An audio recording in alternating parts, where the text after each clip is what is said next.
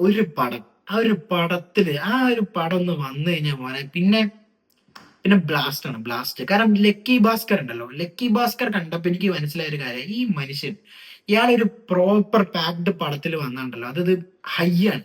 Hi hello, കഥ ക്യാമറയുടെ പുതിയൊരു വീഡിയോയിലേക്ക് എല്ലാവർക്കും സ്വാഗതം. അപ്പോ 14 years of Dulquer Salmaan the actor. 14 വർഷം പിന്നിലേക്ക് പോവാണെന്നുണ്ടെങ്കിൽ സെക്കൻഡ് ഷോ 2012 സെക്കൻഡ് ഷോ ഇറങ്ങണത്. ആൻഡ് അങ്ങനെ മലയാള സിനിമയിലേക്ക് ദുൽഖർ വന്നു എന്ന് പറയാം, മലയാളം എന്ന് മാറ്റിയിട്ട്. അതിനുശേഷം ഒരുപാട് നല്ല നല്ല സിനിമകൾ വന്നു. ഉസ്താദ് ഹോട്ടൽ ഒരു ടേണിംഗ് പോയിന്റ് തന്നെയാണെന്നാണ് ഞാൻ വിശ്വസിക്കണത്. നല്ല നല്ല സിനിമകൾ അതിനുശേഷം ഒരുപാട് ദുൽഖറിന് കിട്ടിയിട്ടുണ്ട്. പക്ഷെ ഉസ്താദ് ഹോട്ടൽ എനിക്ക് ഭയങ്കര പേഴ്സണൽ ഫേവറേറ്റ് സിനിമയാണ്.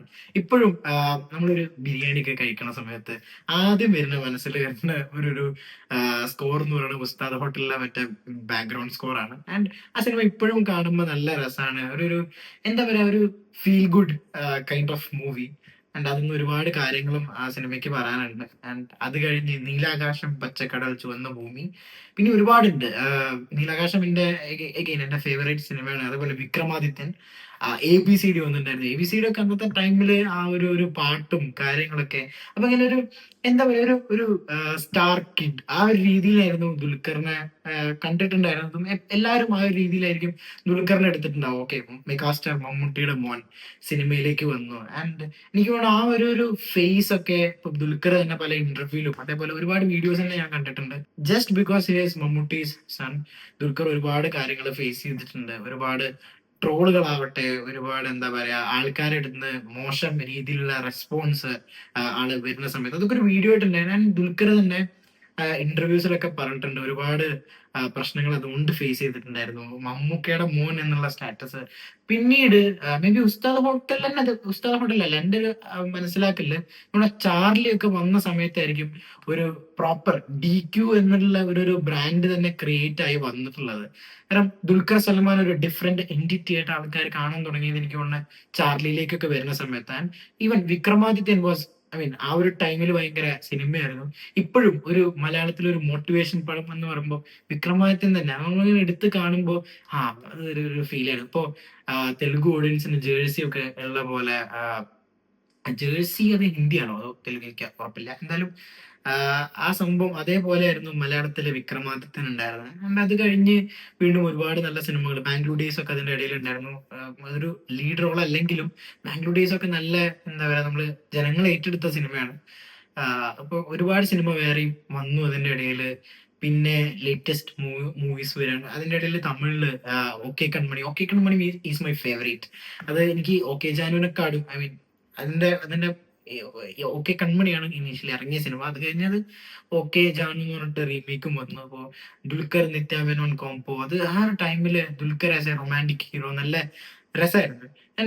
ബാക്കിയുള്ള സിനിമകളൊക്കെ എടുത്തു നോക്കുകയാണെങ്കിൽ, ഞാൻ പറയാം, കുറുപ്പ് വരെ നമ്മൾ വെക്കുകയാണെന്നുണ്ടെങ്കിൽ ദുൽഖറിന്റെ ഒരു കൊമേഴ്ഷ്യൽ എന്ന് പറഞ്ഞിട്ട് എന്താ പറയുക, ഒരു പ്രോപ്പർ ആക്ഷൻ അല്ലെങ്കിൽ ഒരു സ്റ്റാർഡം ഷോക്കേസ് ചെയ്യുന്ന രീതിയിലുള്ള ഒരു സിനിമകളും വന്നിട്ടുണ്ടായിരുന്നില്ല. അങ്ങനെ വരും എന്ന് വിശ്വസിച്ച് അങ്ങനെ പ്രതീക്ഷിച്ച് ഇറക്കിയ ഒരു സിനിമയായിരുന്നു king of Kotha. And unfortunately അത് ഒട്ടും വർക്ക് ആവാതെ പോയി, കിങ് ഓഫ് കൊത്ത എന്ന് പറയുന്നത്. ആൻഡ് ദുൽഖറിന്റെ കരിയറിൽ തന്നെ ദുൽഖർ ഏറ്റവും എന്താ പറയാ, ഡൗൺ ആയി പോയിട്ടുള്ള ഒരു ഫേസ് ആണ് കിങ് ഓഫ് കൊത്തയ്ക്ക് ശേഷം. അങ്ങനെ ഒരു മലയാള സിനിമ ഇല്ല. മലയാള സിനിമ എന്ന് പറയണേക്കാളും നല്ലത് സിനിമകളെ ദുൽഖർ ചെയ്യുന്നില്ല. ആൻഡ് അതിന്റെ മുന്നോട്ടൊക്കെ എടുത്തു നോക്കുകയാണെന്നുണ്ടെങ്കിൽ കുറുപ്പൊക്കെ ഒരു മാസീവ് ഹിറ്റ് തന്നെയായിരുന്നു. ഇവിടെ കോവിഡ് ടൈമിൽ ഇറങ്ങിയിട്ട് പോലും നല്ലൊരു ഫിഗർ ഒക്കെ കളക്ട് ചെയ്ത സിനിമയാണ് കുറുപ്പ്. എനിക്ക് ഇപ്പോഴും ഓർമ്മയുണ്ട് കുറുപ്പ് ഒരു ഫസ്റ്റ് ഡേ ഫസ്റ്റ് ഷോ കാണാൻ പോയത്. എന്തൊരു, ഐ മീൻ, ആ ഒരു ക്യാരക്ടറിനെ ഒരിക്കലും ഗ്ലോറിഫൈ ചെയ്യാൻ പാടില്ല, ആ ക്യാരക്ടറിനെ ഒരിക്കലും സപ്പോർട്ട് ചെയ്യാൻ പാടില്ല. ബട്ട് ദുൽഖർ ഇങ്ങനെ സ്ക്രീനിൽ സുഷിന്റെ ബാക്ക്ഗ്രൗണ്ട് സ്കോറിൽ വന്നപ്പോൾ അത് വല്ലാത്തൊരു ഫീൽ ആയിരുന്നു. And we all know that Dulquer ഒരു റെട്രോ ക്യാരക്ടർ ചെയ്യുമ്പോൾ അതിന്റെ ഒരു ഇത് ആ ഒരു ഫീല് എത്രത്തോളാണെന്നുള്ള, ആൻഡ് ആളെ സ്ക്രീനിൽ ഇങ്ങനെ കാണുമ്പോൾ തന്നെ വല്ലാത്തൊരു ഫീലാ.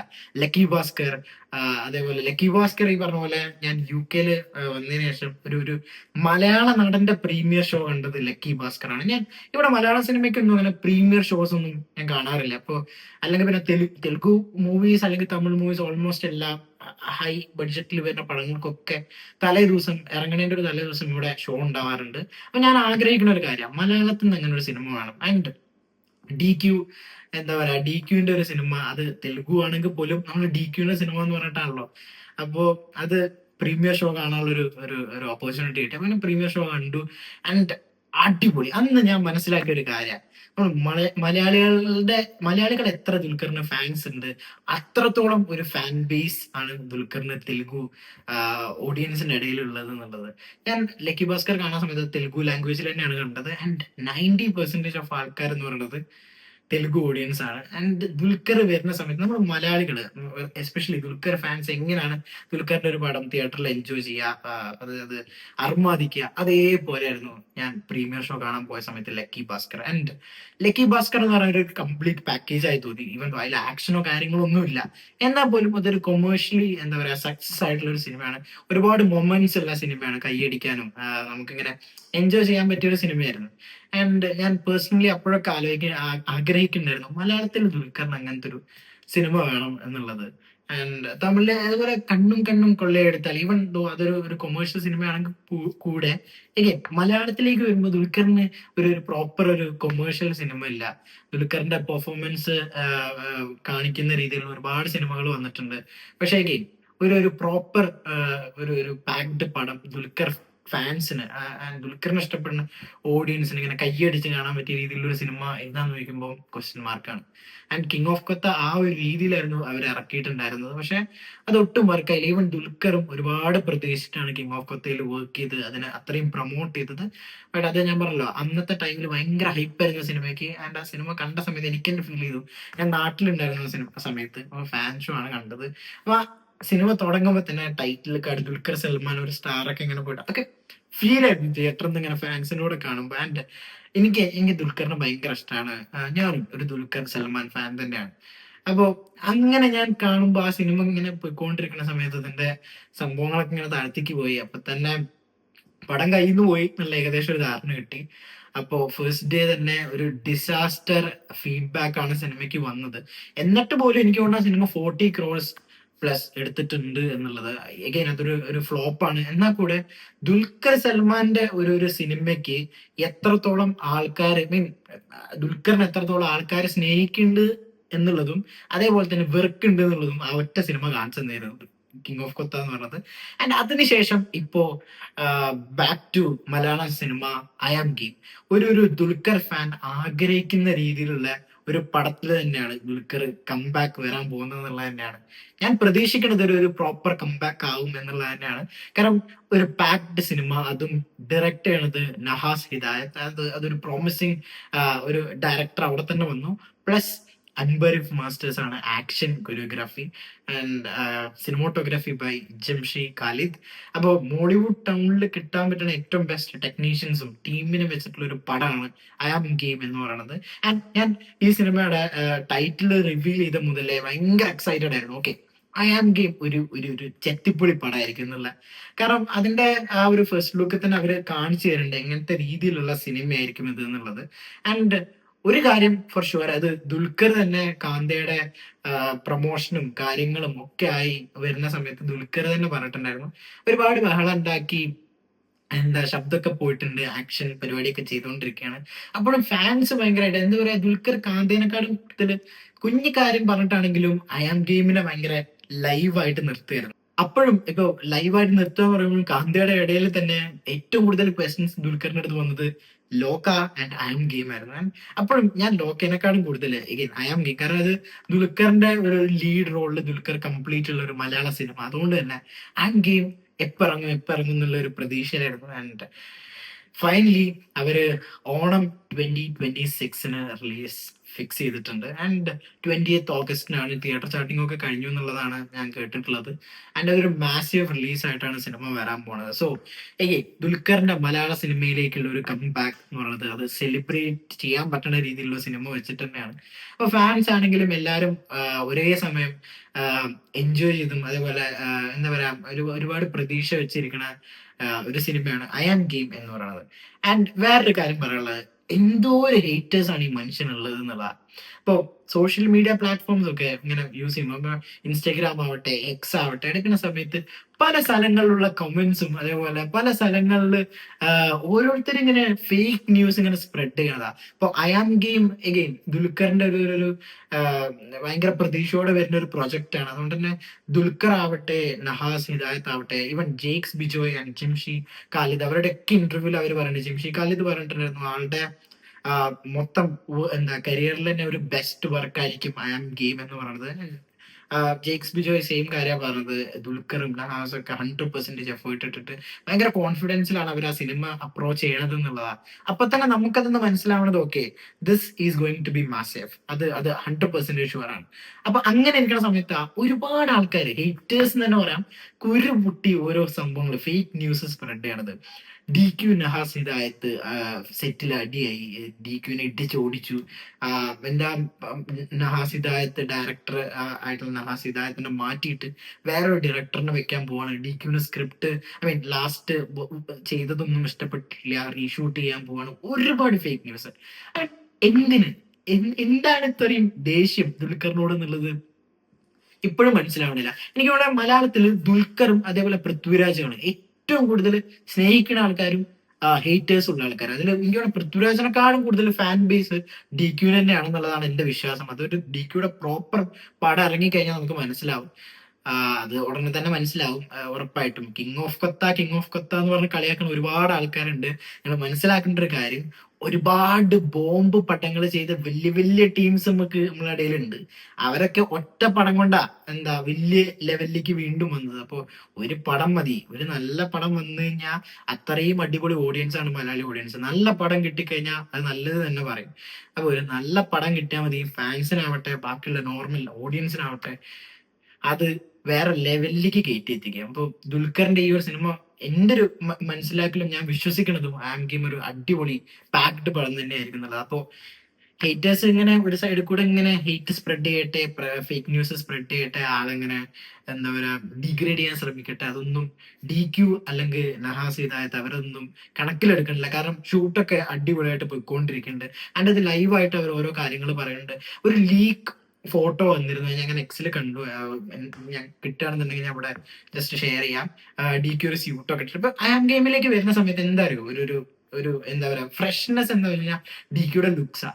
ലാസ്റ്റ് ചെയ്ത സിനിമകളൊക്കെ എടുക്കുകയാണെങ്കിൽ ഒരു റെട്രോ സ്റ്റൈലാണ് ഡി ക്യൂ വരുന്നത്. അപ്പൊ ഗെയിമിലേക്ക് വരുന്ന സമയത്ത് ഹെയർ സ്റ്റൈൽ ആവട്ടെ ഫുൾ സ്യൂട്ടിലാണ് ആള് നടക്കുന്നത്. അതാണ് ആ ലീക്കെന്നും അതുപോലെ ഫസ്റ്റ് ലുക്ക് ആവട്ടെ, ഇപ്പൊ വന്ന പുതിയൊരു അത് പറയാൻ പറയുന്നത് സെക്കൻഡ് ലുക്ക് പോസ്റ്റർ വന്നിട്ടുണ്ട് 14 years കാണിച്ചിട്ട്, അതിനെ കുറിച്ച് പറയാം. അപ്പൊ എല്ലാത്തിലും ഡി ക്യൂടെ ലുക്ക് ഭയങ്കര എന്താ പറയാ ഒരു ഫ്രഷ്നെസ് ഫീൽ ചെയ്യുന്നുണ്ട്. ഒരു പുതിയ ന്യൂ ലുക്കാണ് ഡി ക്യൂനുള്ളത്, ഒരു സ്റ്റൈൽ ലുക്ക്. ആൻഡ് പറഞ്ഞല്ലോ ഒരു ആക്ഷൻ പടമാണ്. ഫസ്റ്റ് ലുക്ക് തന്നെ അത് മനസ്സിലായി. And now come back to second look poster. Poster എടുക്കട്ടെ എന്നിട്ട് പറയാം.